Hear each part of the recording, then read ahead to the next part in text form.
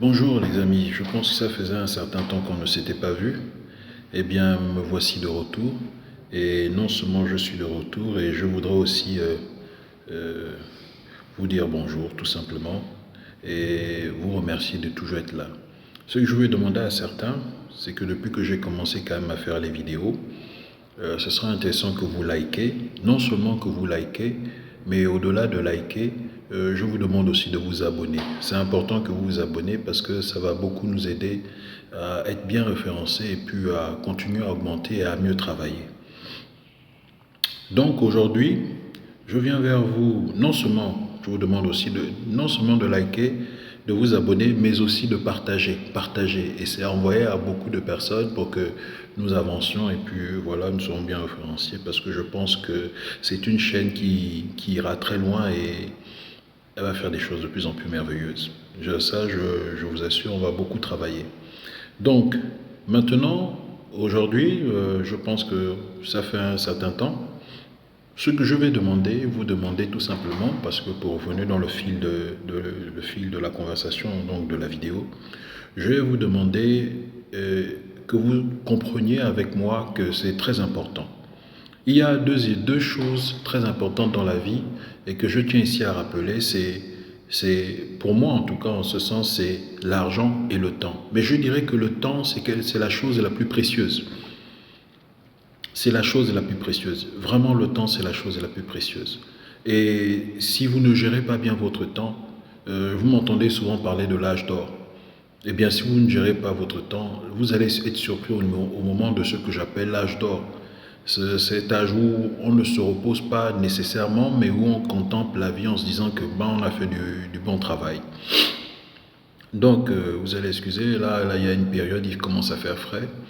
Donc, je vous demande donc de prendre l'initiative. Prenez l'initiative de votre vie parce que si vous ne prenez pas l'initiative de votre vie, eh bien, vous serez désagréablement surpris. Pourquoi je vous parle de ça? Parce que j'ai constaté que dans la vie, il y a à peu près 6 peurs. Vous avez 6 peurs dans votre vie. Vous avez, premièrement, vous avez donc la pauvreté.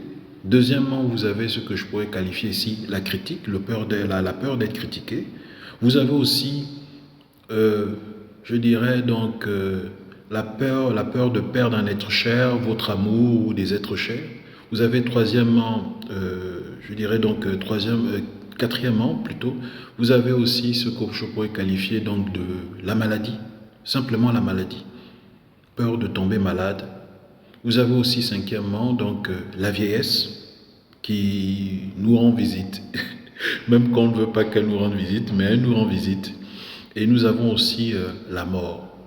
Ces 6 peurs-là vous empêcheront de pouvoir avoir le succès. Donc je reprends la pauvreté, la critique, la perte d'un être cher, la maladie, la vieillesse et la mort. Ce sont 6 peurs.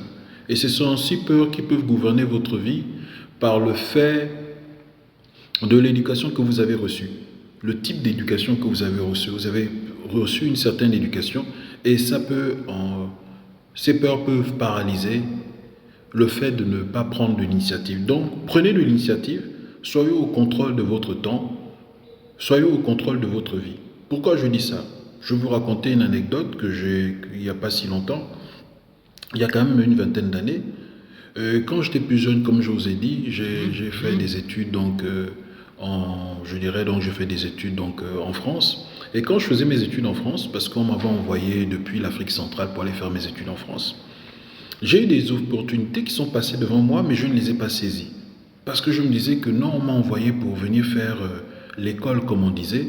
On ne m'a pas on m'a pas envoyé pour faire autre chose. Et donc, qu'est-ce que je faisais? Je faisais l'école. Je faisais l'école.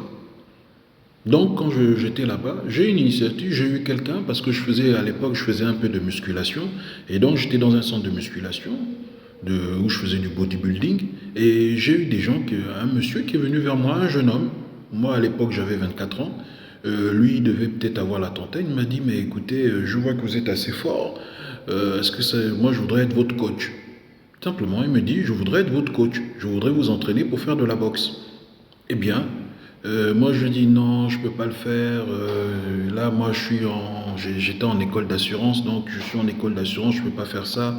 Il m'a dit non, vraiment, vous avez des aptitudes, vous pouvez être boxeur, ce serait un grand boxeur, ce serait intéressant.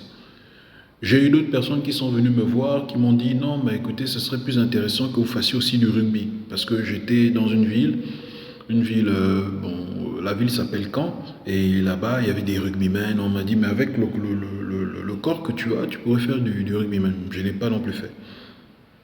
D'autres sont venus me dire, mais écoute, apparemment, toi, tu aimes bien danser, tout ça, on te voit, tu bouges bien, ce serait intéressant que tu sois chanteur. Hein, j'ai aussi dit non. Je me suis dit non, je ne voulais pas irriter la personne qui m'avait envoyé en France. Je me suis dit non, je vais me consacrer à mes études. Je vais seulement me consacrer à mes études parce qu'on m'a envoyé pour ça. Et donc beaucoup de gens d'Afrique centrale se concentrent sur leurs études lorsqu'ils arrivent par exemple en Europe. Je dis beaucoup. Mais comme vous voyez la dernière fois, j'ai rencontré quelqu'un j'avais rencontré un jeune homme qui s'appelait, aujourd'hui il est devenu célèbre, qui s'appelle William Gallas, qui était un joueur, qui est devenu un grand joueur de football. À l'époque, il faisait des études, sport-études. Et par rapport à lui, j'étais plus âgé. Et lui, il a suivi sa voie. Et il a été joueur professionnel et je pense qu'il a eu une très belle carrière. Moi, j'ai refusé de le faire et donc, par voie de conséquence, bah, je ne connaîtrai jamais ce que c'est que être Floyd Money, oui, enfin, vous voyez un peu Mayweather. Donc, je ne connaîtrai jamais ce que c'est que la boxe. Parce que, bah, j'ai été paralysé par ces 6 peurs. Jamais je ne connaîtrai ce que c'est que d'être un grand joueur de rugby parce que j'ai été paralysé par ces 6 peurs.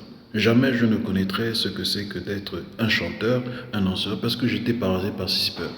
Donc si vous vous rappelez, la pauvreté, la critique, la perte d'un être cher, la maladie, la vieillesse et la mort. Alors je vous dis à vous, jeunes Africains, surtout et surtout, ôtez les 6 peurs de votre vie.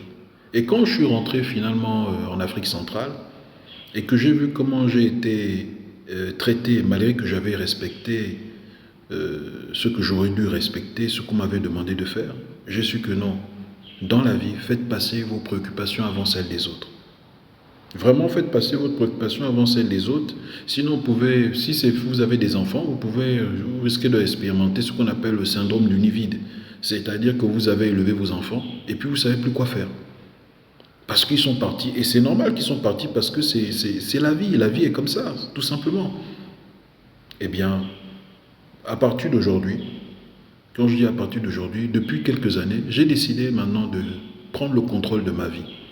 J'ai décidé d'ôter ces 6 peurs et d'avancer tout simplement. Et c'est ce que je vous conseille de faire. Si ces 6 peurs n'avaient pas été évacuées de la vie de William Gallas, je pense qu'il n'aurait jamais été donc un footballeur professionnel. Si ces 6 peurs n'avaient pas été enlevées de la vie de Jean-Claude Van Damme, je pense qu'il n'aurait jamais quitté sa Belgique pour aller donc aux États-Unis et devenir ce qu'il appelle un movie star. Si Arnold Schwarzenegger n'avait pas ôté ses 6 peurs, il n'aurait jamais quitté son Autriche pour devenir ce qu'on pourrait dire un movie star, quelqu'un qui fait des blockbusters. Si Stallone n'avait pas pensé que l'handicap qu'il a pouvait l'empêcher de devenir un grand acteur, il n'aurait jamais écrit son scénario de Rocky. Et il ne serait jamais devenu la légende que nous connaissons dans Hollywood. Et donc, vraiment, vraiment, vraiment,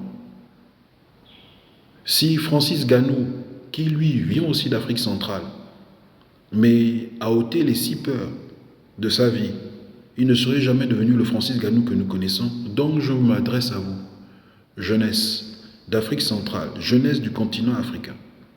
Ôtez les 6 peurs de votre vie. Ôtez les 6 peurs de votre vie. Je les ai ôtées. J'aurais bien voulu les ôter bien avant. Et donc, je voudrais encore vous remercier. Et je vous dis encore une fois à la prochaine. Et n'oubliez pas de liker, n'oubliez pas de vous abonner, n'oubliez pas surtout de partager. Merci.